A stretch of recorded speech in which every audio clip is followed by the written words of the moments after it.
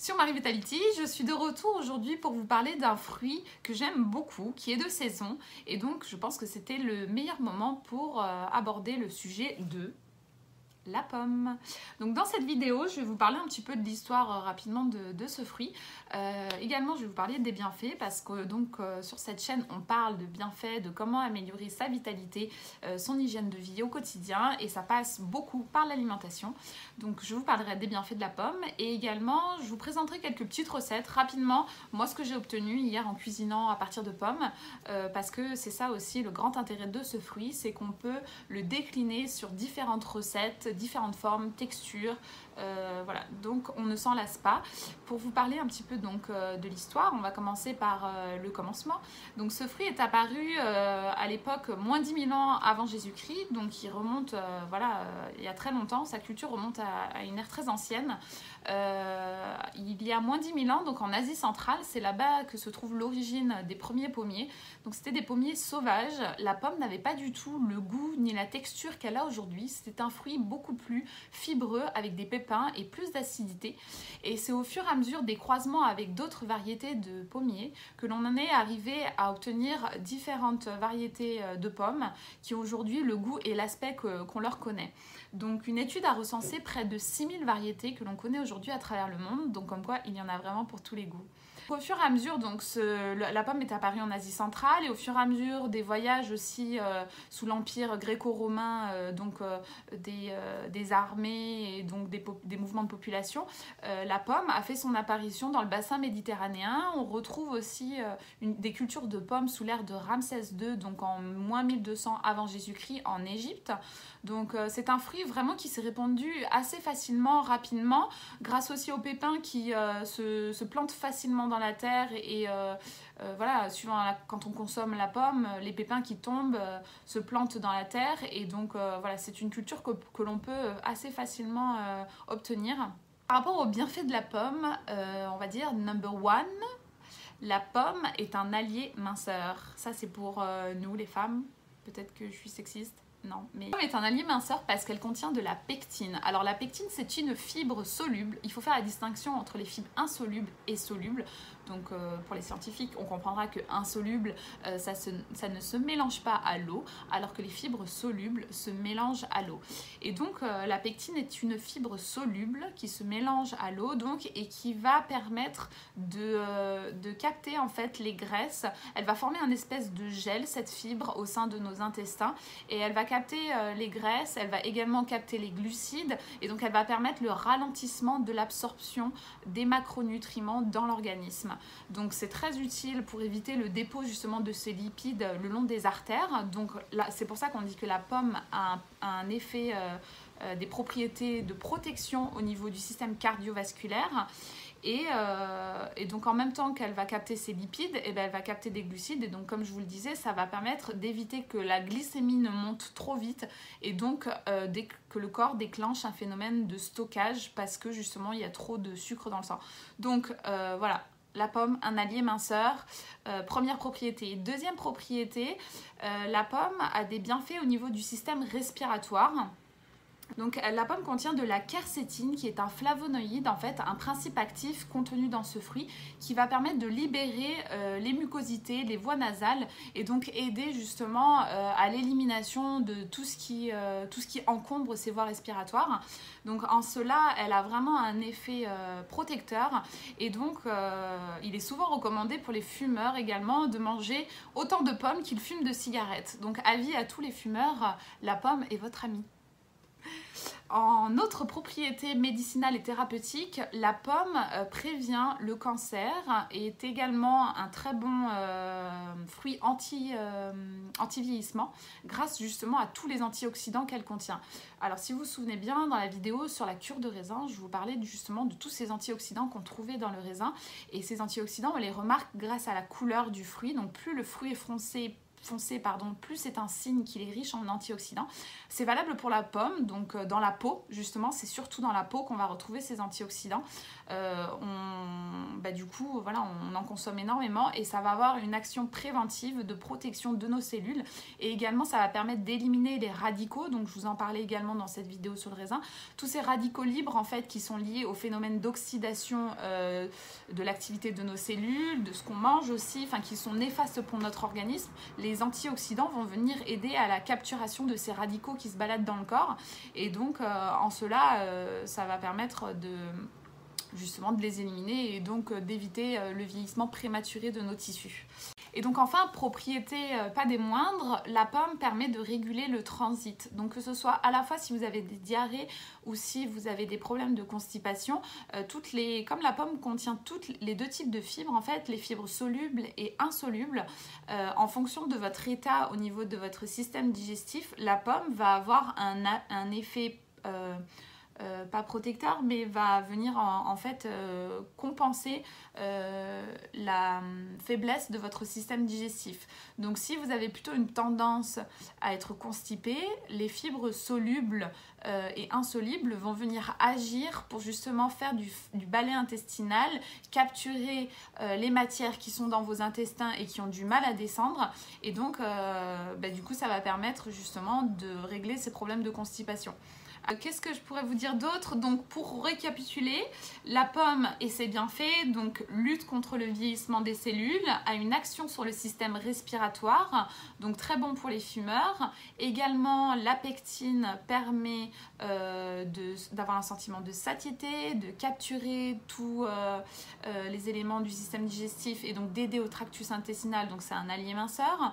Ensuite, c'est un fruit qui protège nos dents, c'est un fruit également qui protège notre système cardiovasculaire parce que la pectine va capturer les lipides dans les intestins et va éviter le dépôt de ces lipides le long des artères sur les parois. Et voilà, c'est un fruit qui prévient le développement de cancer. Bref, je crois que je vous ai tout dit. Passons tout de suite à sa consommation. Comment est-ce qu'on la consomme? Cru, toujours. Cru, c'est très très bien. Moi, je favorise le cru parce que quand on mange du cru, on mange un aliment pas transformé, qui est chargé de son plein potentiel énergétique. On n'a absolument rien dégradé parce que la cuisson vient toujours dégrader la composition nutritionnelle. D'ailleurs, en parlant de ça, je ne vous ai pas présenté. Rapidement, la pomme contient donc beaucoup de vitamine C, de la vitamine B aussi, B1, B6, B9 je crois. Elle contient pas mal de potassium. En moindre quantité, elle contient du magnésium, du phosphore. Et ensuite, c'est un fruit qui est essentiellement composé d'eau, comme beaucoup de fruits, la plupart en fait. Donc 85% d'eau. Donc elle hydrate, elle apporte un phénomène de satiété, justement du fait de cette composition en eau et de fibres.